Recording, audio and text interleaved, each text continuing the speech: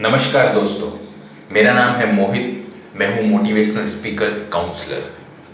अगर आप एक स्टूडेंट हैं तो ये वीडियो लास्ट तक देखिएगा, क्योंकि आपके लिए बहुत इंपॉर्टेंट हो सकता है।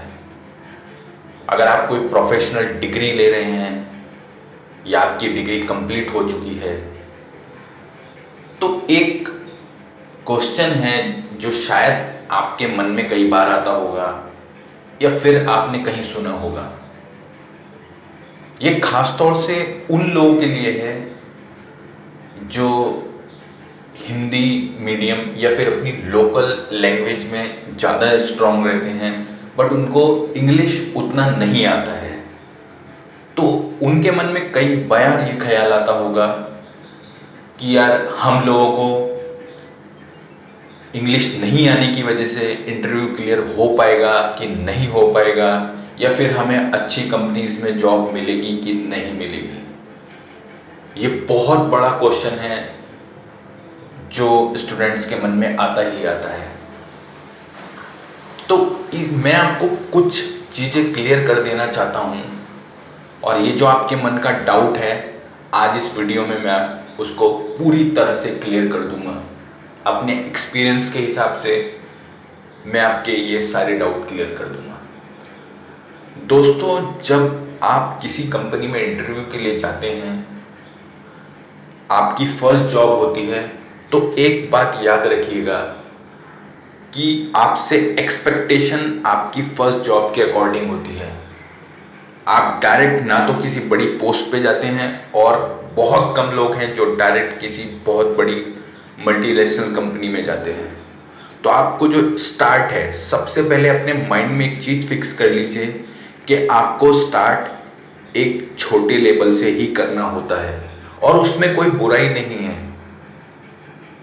आप पहुंचते कहां पर हैं वो इंपॉर्टेंट है।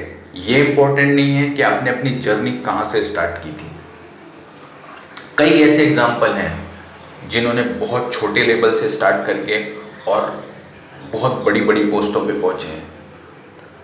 तो आप जब एक इनिशियल लेवल पे जॉब ढूंढते हो, तो आपको उस समय पे सिर्फ अपना कैरियर स्टार्ट करना होता है।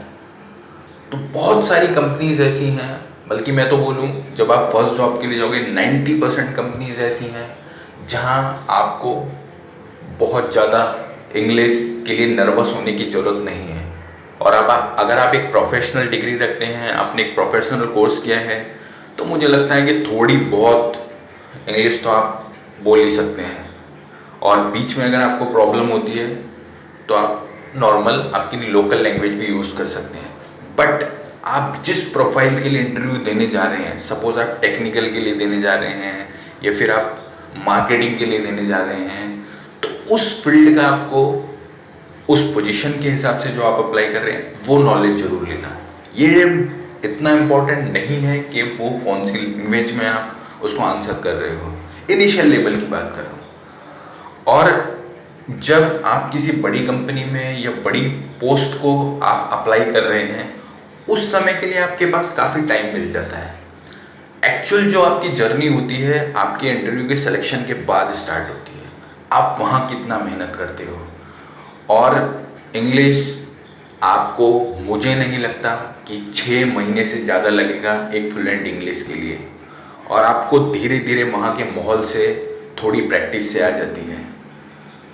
तो ये कोई बहुत बड़ा बेंचमार्क नहीं है कि आपको अगर इंग्लिश नहीं आएगी तो आप बहुत बड़ी पोस्ट पे या बड़ी कंपनीज में नहीं जा पाओगे। आपको थोड़ा लर्निंग बनना पड़ेगा, और जॉब के बाद आप धीरे धीरे सीख सकते हो। एकदम स्टार्ट में आपको उतना नर्वस और परेशान होने की बिल्कुल भी जरूरत नहीं है। ये मैं आपको एकदम प्रैक्टिकल बोल रहा हूँ, अपने एक्सपीरियंसेस पे बोल रहा हूँ, जो मैंने चारों तरफ देखा है या खुद से मैंने एक्सपीरियंस किया है।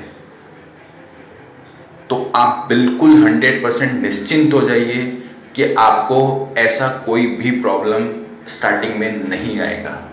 बाद में आपके पास टाइम होता है, आप इम्प्रूव कर सकते हैं, क्योंकि अगर आप बहुत बड़ी कंपनी में बहुत अच्छे प्रोफाइल पे जाने वाले हैं तो ऑब्वियसली आपको उसकी ज़रूरत पड़ेगी। बट उसके बीच में आपको उतना टाइम मिलता है कि अगर आप थोड़ा भी मेहनत करेंगे, फोकस करेंगे, तो 100% आप का कम्युनिकेशन स्किल या स्पीकिंग बहुत स्ट्रांग हो जाएगा। और ये धीरे धीरे प्रैक्टिस से, एक्सपीरियंसेस से आता है। तो आपको बिल्कुल भी परेशान होने की जरूरत नहीं है कि आपको लैंग्वेज अगर इतना स्ट्रांग नहीं है तो आपके सिलेक्शंस नहीं होंगे। होते हैं सिलेक्शंस, आपके नॉलेज के ऊपर सिलेक्शंस होते हैं। मैं 100% उसके लिए श्योर हूं। तो मुझे उम्मीद है कि मेरी ये बातें जानने के बाद आपके कुछ डाउट्स क्लियर हुए होंगे। अगर आपके मन में कोई डाउट्स है इंटरव्यू से रिगार्डिंग या कोई कोर्स से रिगार्डिंग या किसी भी फील्ड से, आप कोई गवर्नमेंट जॉब की तैयारी कर रहे हैं या फिर प्राइवेट जॉब से रिलेटेड आप कुछ पूछना चाहते हैं, तो आप मुझे कमेंट करके पूछ सकते हैं।